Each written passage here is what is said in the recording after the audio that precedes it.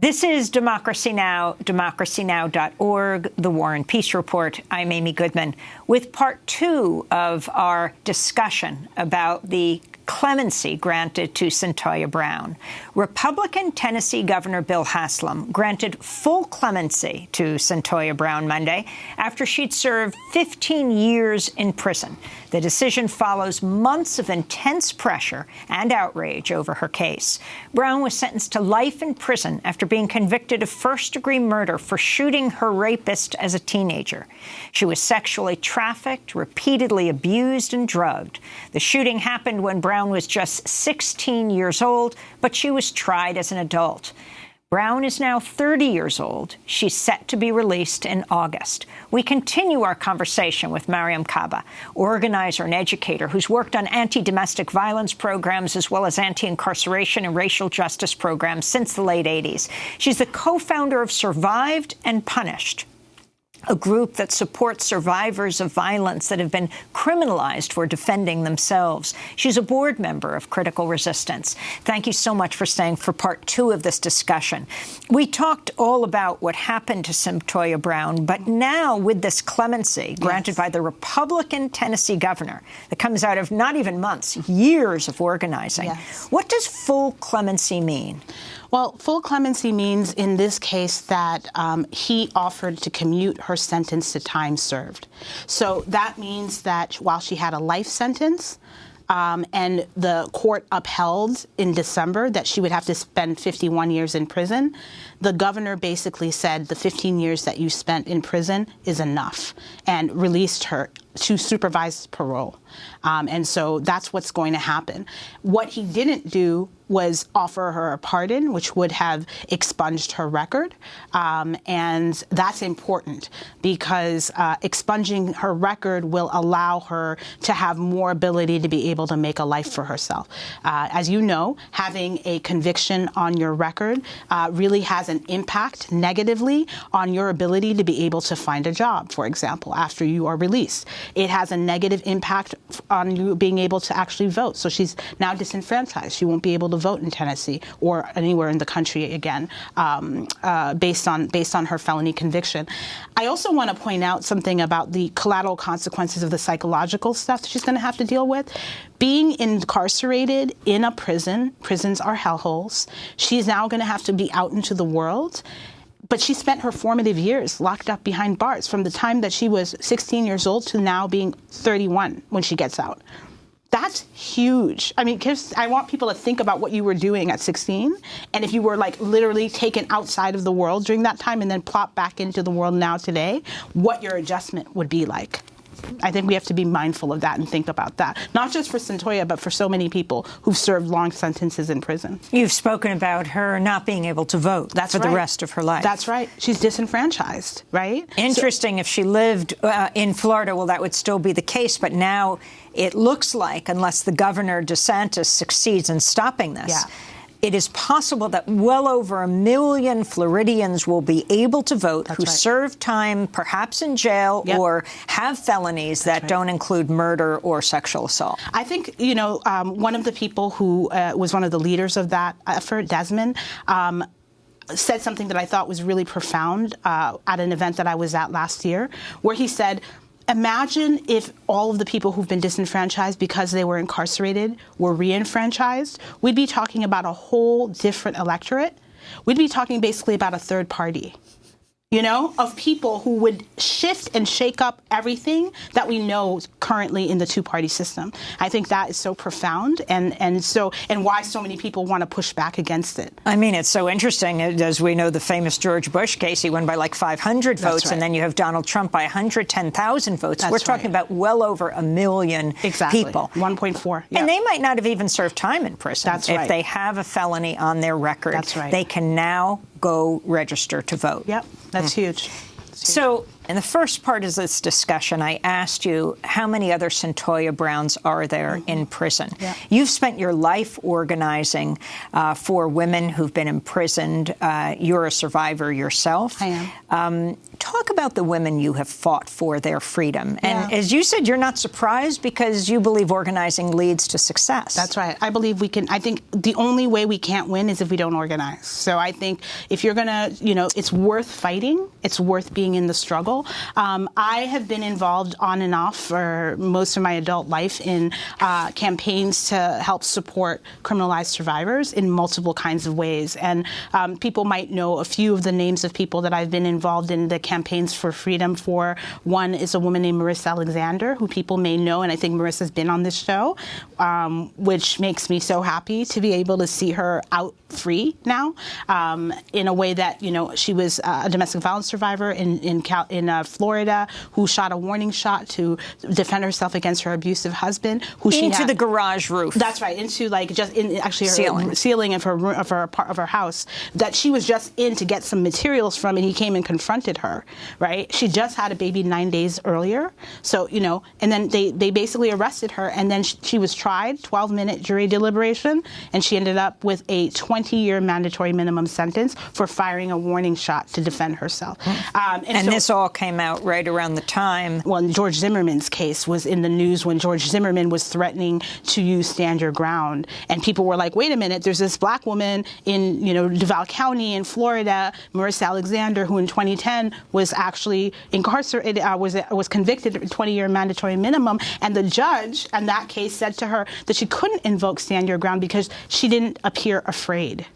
Right? This goes back to what we were talking about before, which is, can black women ever be victims?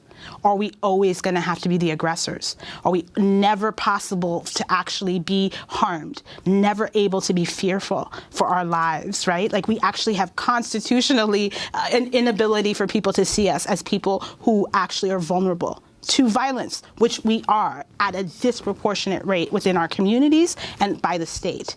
And so I really thought about that a lot when we were on Marissa's case and we're doing a lot of organizing. I co-founded the Chicago Alliance to Free Marissa Alexander, which is now called Love and Protect, which still exists in Illinois, and they're still running campaigns to free more survivors and do clemency campaigns, et cetera. So that was just one example of one of the people that I was involved in helping to support. Brescia Meadows was another young woman recently that survived and punished, helped to make sure she didn't end up spending life when she killed her abusive father when she was only 14 years old. And this is a case that was going on in Ohio. Brescia's now home with her family, right? And they were threatening to put her in prison for the rest of her life as a 14-year-old who had a credible situation with her father having abused her mother for her entire life, and also some allegations of sexual abuse of Brescia herself. So these are the cases that people have heard of because of organizing, but there are so many other people who are currently locked up whose stories are not being told. Here in New York, we have just launched a campaign called Free Them New York. People can go to freethemnewyork.com and see the stories of a bunch of survivors that are currently incarcerated in New York State prisons that were pushing Governor Cuomo to commute their sentences. So it's an ongoing thing. Can you tell us about the case of Crystal Kaiser? Crystal Kaiser, my understanding is that her case, she's in Milwaukee. She killed somebody who had coerced her into child pornography. She killed him when she was 17 years old. And there's a campaign currently ongoing to try to get the prosecutors to drop the charges against her. Here in New York, by the way, we have a case of a woman named Nikki Armando, a mother of two, who after 10 years of brutal abuse by her partner, ended up shooting her partner in self-defense. She's in Poughkeepsie, New York, and the horrible prosecutor over there is got charges against her of first-degree murder, and she is potentially facing life in prison. They say that her trial will begin at the end of this month. It's probably not going to begin at, they keep saying that, and then they'll keep pushing it back, and God knows when they'll actually put her on trial. But we are pushing right now through Survived and Punished New York to get her case to be dismissed. She has documented proof of the abuse she suffered, including photographs, including all sorts of testimony from people in the community.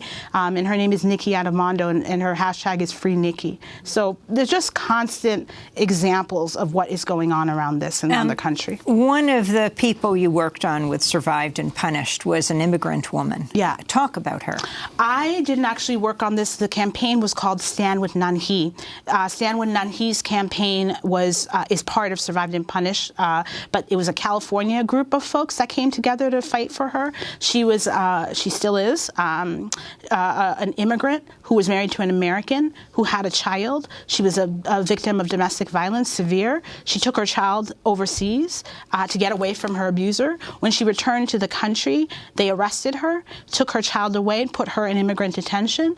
And this group of this legal defense campaign called Stand With None He, that then became part of co-founding Survived and Punished, was able to fight for her freedom successfully. And she's out of immigrant detention, and she continues to be able to see her daughter, et cetera, et cetera. So it just points to the importance of legal defense campaigns. It points to the importance of participatory defense campaigns. And I think people should be a reminder to folks that we have to keep fighting for people when they are criminalized. That, what happens is that if you don't have support, you end up going behind, closed doors, basically, of the court system, and they railroad you on a regular basis because they're trying to get everybody to plead out, right? Talk about the media's role, Mariame Kaba, when it comes to, for example, Cyntoia Brown. Mm-hmm. How did the media cover her case? Well, I think the media covered her case according to how the state presented it, which was of a cold-blooded murderer who ended up killing this man, they said, in his sleep, which was not true at all, and that she was there to rob him on behalf of her pimp, Cutthroat, and that she was presented in an unsympathetic light. I think the thing that shifted was that documentary that was put out in 2010 called Me Facing Life, because that's a full 6 years after the incident, and those documentary filmmakers really humanized her, told her story, showed the context of the abuse that she'd suffered prior to getting to the point where she'd run away from home, right? And so that was a use of media that was actually useful. It was a humanizing effect of media rather than a sensationalist effect of media. And that's actually how I learned about Cyntoia's case in 2010. I started blogging about it because somebody sent me a preview copy of that documentary, which I watched, which then made me get interested in the case. And I organized a screening in early 2011 in Chicago of Me Facing Life, along with Community Cinema in Chicago. And we brought a whole bunch of people together for a panel, which I moderated, to talk about Cyntoia's case along with the cases of other criminalized survivors. So that was back in 2011, just again to show you the long arc of how long people have been talking about her case and trying to focus on getting her free. Mariame Kaba, what is the Me Too movement missing when it comes to women of color? Well, I think that question is really interesting to me because Me Too was started by a woman of color. Right? So Tarana Burke, who's been on this show a number of times. Tarana's amazing. I mean, Tarana's a long-time organizer and activist who's been doing this work basically without any attention for a couple of decades, right? She's part of an organization called Girls for Gender Equity, organized by an amazing powerhouse Black woman named Joanne Smith, and they were doing this work silently, and it was when Alyssa Milano created the hashtag #MeToo that blew up. And it blew up because it was a white woman who was famous and celebrity that then people could feel like they could rally around. So even though she attributed it to Tarana. No, right away she was able, because people came up and said, it wasn't just that she attributed it to her. She didn't know. She just kind of created this thing. But she didn't know it was a pre-existing thing. Right? And so what happened is that people got to her and said, this is a Me Too movement thing that's been started since 2006. And so you're on the bandwagon of something that already existed. And to her credit, she stepped up right away and said, look at this work that came before I made this hashtag. So it is a movement for women of color. It isn't actually a movement that was started by white women. And so I find that to be really interesting in the way people are reframing it. I think, to me, Me Too has to come to the carceral state, which is There are people currently locked up in prisons who are being sexually assaulted on a daily basis, mostly by the staff of those particular prisons. You know the numbers of lawsuits that are being filed on a daily basis against prison staff who are sexually violating people behind bars. That's also worthy of our attention. And I think I was here last time talking about, I don't remember if it was Brisha's case or something else, and I mentioned that criminalization itself is sexual violence. I want people to really understand that. The number of times when you go, if anybody's ever been to a prison or jail, when you go in to visit people, the pat downs that you get to just go in is a sexual violation. You're the visitor. Imagine what happens to people on the inside, right, behind those walls. So I think Me Too has to think about that. I also think I worry that we're going to go the way of carceral feminisms, which is that we think we're going to end violence by using more violence. And really, prisons are violence. You know, I've got my little thing here called Prison is Not Feminist, because it isn't actually a feminist, a feminist intervention. Prisons are violence. And so we have to think about other ways to try to address harm. I wanted to turn to the case of R. Kelly. CNN reports police have issued an arrest warrant for James Mason, the former manager for the pop star R. Kelly. Mason accused of threatening to kill the father of Joycelyn Savage, who alleges R. Kelly is holding his daughter against her will in an abusive cult. A police report obtained by CNN quotes Mason as threatening Savage in a text message that read, "I'm going to do harm to you and your family. When I see you, I'm going to get you. I'm going to effing kill you." R. Kelly has been accused of sexual assault, predatory behavior, and pedophilia for 2 decades, but has never been criminally convicted. Now in Chicago, Cook County State's Attorney Kim Foxx says her office is investigating numerous complaints against R. Kelly and has encouraged other victims to step forward. Meanwhile, pop star Lady Gaga has apologized for collaborating with R. Kelly on the 2013 single Do What You Want With My Body. Lady Gaga, herself a survivor of sexual assault, says she'll remove the single from streaming services like Spotify. These developments are all coming days after the airing of a shocking 6-part Lifetime documentary series, Surviving R. Kelly. I just want to play the film's trailer. There's a difference between R. Kelly and Robert.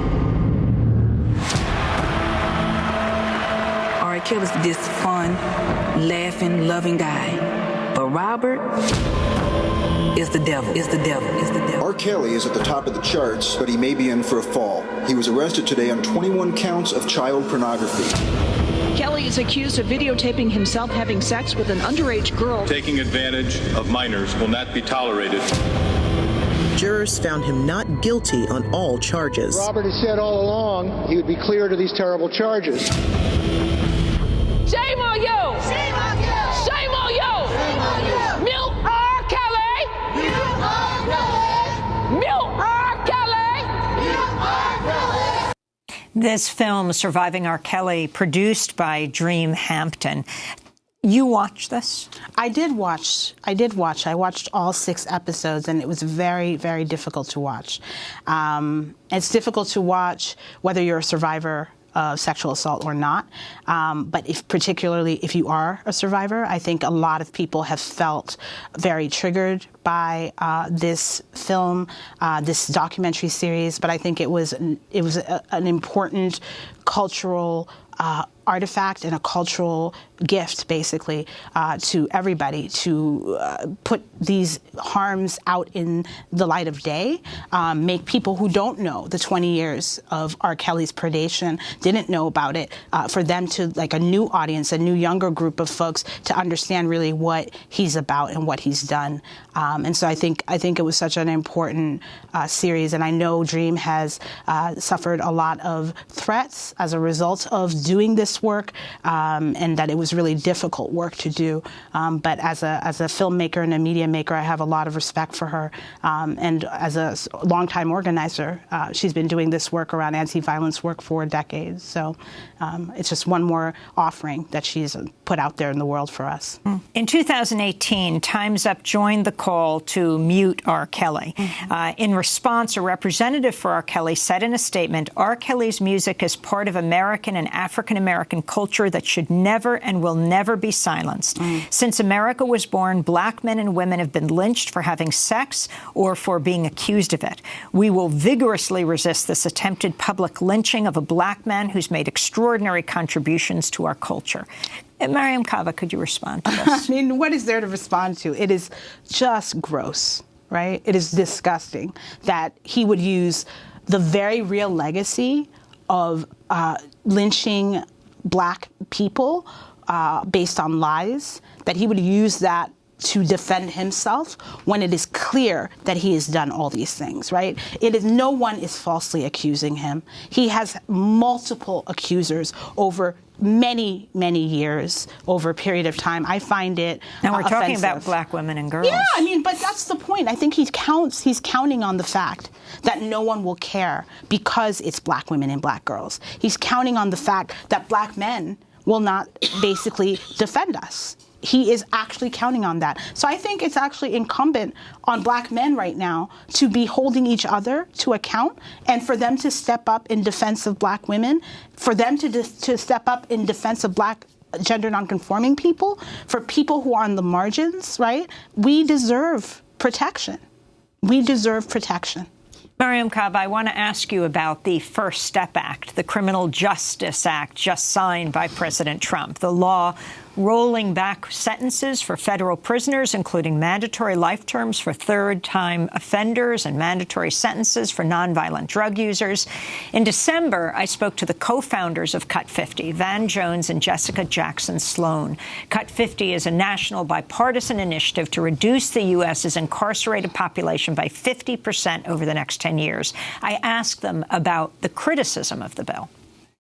So let's talk about some of the progressive groups like the Movement for Black Lives. The coalition of more than 150 black-led organizations has come out against the First Step Act. They wrote a statement, quote, "This bill is custom-made for rich white men. All the carve-outs make the vast majority of our people ineligible for the benefits of the bill. Moreover, by mandating post-release surveillance, the bill opens the door to increased privatization while causing additional harm to the most marginalized of our people. We believe all of this will be done while giving liberal cover to the Trump administration as they attack, cage, and warehouse black, brown, and working-class people across the country." The Movement for Black Lives also points out the bill explicitly excludes immigrants from access to early release and rehab programs and will direct money saved from early releases to go back into law enforcement. They say the bill encourages profiteering and makes false promises about bringing black prisoners home. Your thoughts, Van? Well, I'll say they should have told the Congressional Black Caucus that, because the vast majority of black lawmakers voted for it, and some of those things are not accurate. Well, let me say this. Jessica's smarter on the policy. Let me just say this. It's called the First Step Act.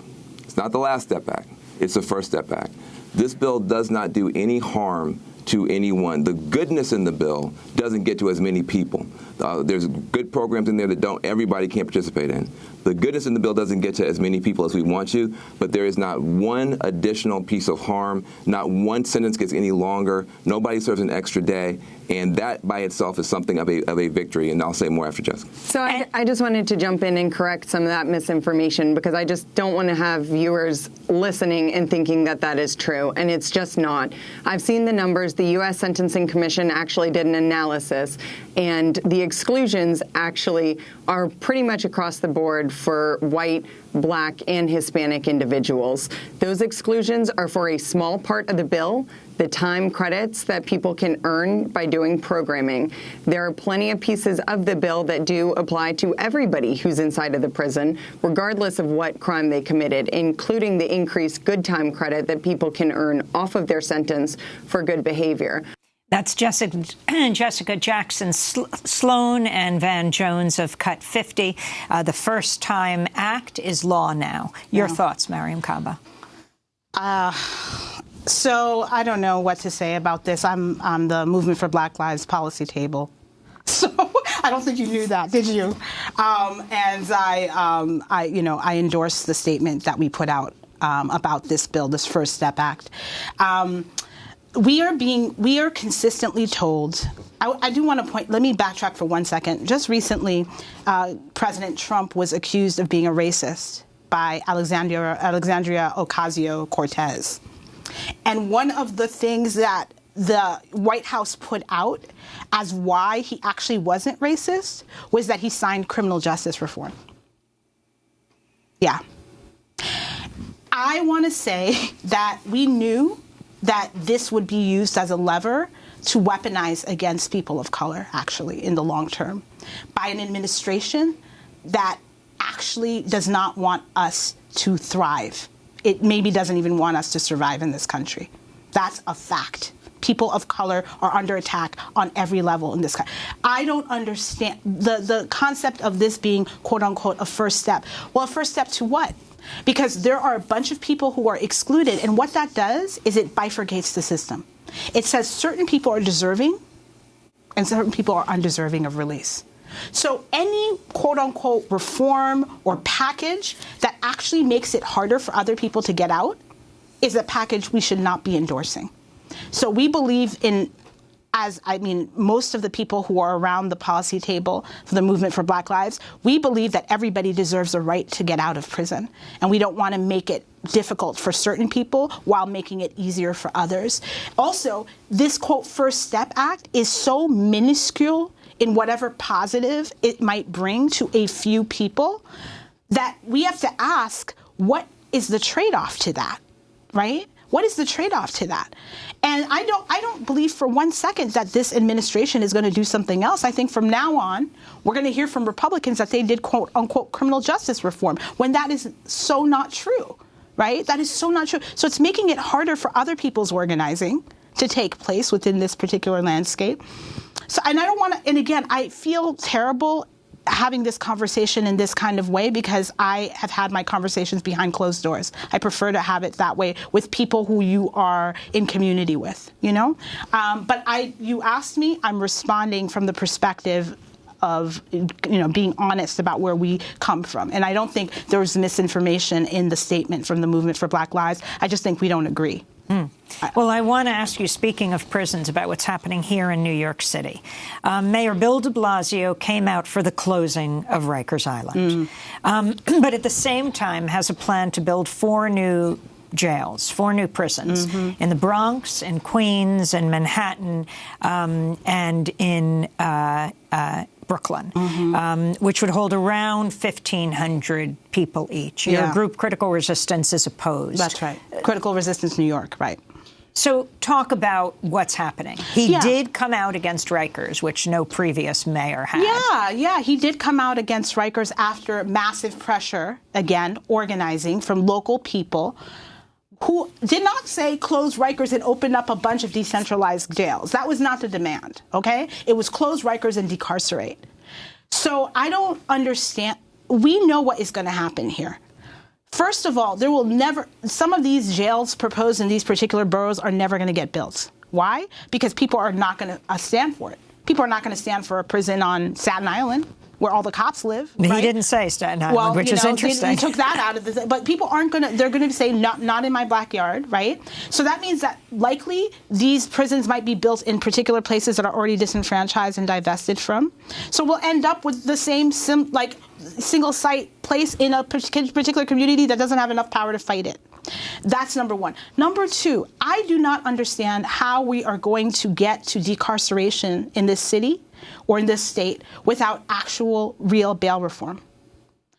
That is why people aren't getting at the root causes of why people end up behind bars, why we're not looking at why we don't have a robust substance use and abuse system, why we don't have robust housing, affordable housing for people in New York, why we're not paying attention to giving people living wage jobs. All of those would decrease the number of people who cycle through our jails, right? That is not the conversation that's being had. It's just about bricks and mortar.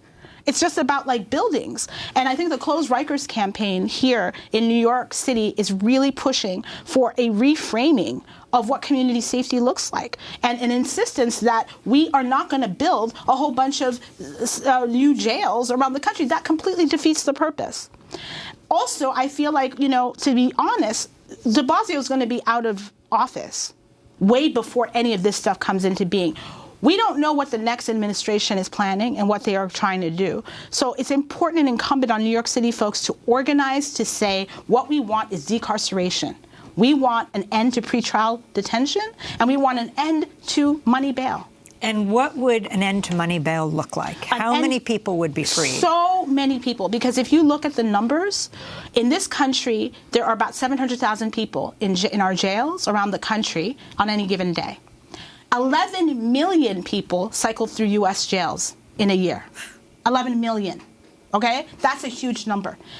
Out of the 700,000 people who are currently locked up, 450,000 people are locked up because they can't afford to pay bail. The prison population of the country is around 2 million. 2.3 million, the prison and jails together. If you're looking at just our jails, that's 700,000. Out of that number, 450,000 are there because they can't afford to pay their bail. That is a debtor's prison. That's criminalizing poverty, and that's wrong. Bail was supposed to exist to ensure that you showed up at your next court date. Why is it then that if you don't have money, you can't get out? So we have people like Harvey Weinstein accused of multiple sexual assaults, Kevin Spacey, a whole bunch of people right now with rich white men with money. And they're not sitting in a jail rotting, right? They could afford to pay their $10 million bail and traipse out into the world. We have people locked up in jails right now who die behind bars because they can't pay $50 to get out. That is immoral. It's egregious. It is part of why we've done things like the Movement for Black Lives and others have come together to do national bailouts, right? Mama's Day bailouts, Father's Day bailouts, to kind of dramatize this problem so people understand what's really going on. But it's just immoral. It's immoral and it's wrong. And you should not be in jail because you can't afford to get your way out of it. And so, that's a huge thing that needs to happen. And we're being told that there'll be bail reform in Albany this year. The promises made by Cuomo are like literally paper thin. You can't count on him. But if he has any sort of mindset at all for national office, I suggest he get on the move on criminal punishment issues in this state. He's abysmal. His record is abysmal. Mariame Kaba is an organizer and educator who's worked on anti-domestic violence programs as well as anti-incarceration and racial justice programs. Kaba is the co-founder of Survived and Punished. If you'd like to see part 1 of this discussion, go to democracynow.org. I'm Amy Goodman. Thanks so much for joining us.